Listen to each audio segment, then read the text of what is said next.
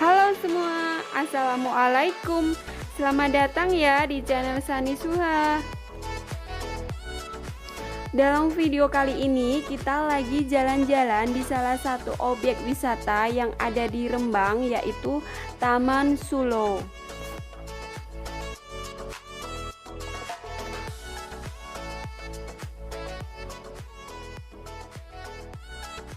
Taman Sulo ini tergolong objek wisata yang masih baru ya, dengan tiket masuk yang cukup murah, yaitu Rp5.000.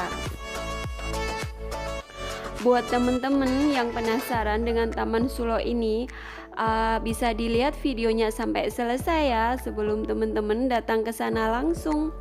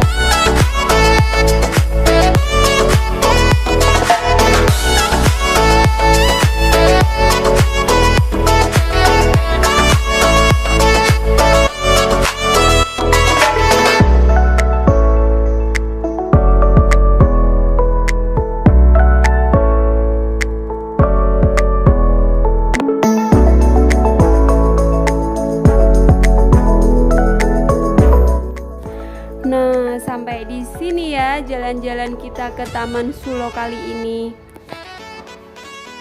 Semoga bisa jadi referensi buat teman-teman yang lagi ingin berlibur. Jangan lupa dukung terus channel ini dengan tekan like, komen, dan subscribe agar saya lebih semangat bikin video selanjutnya. Terima kasih dan wassalamualaikum.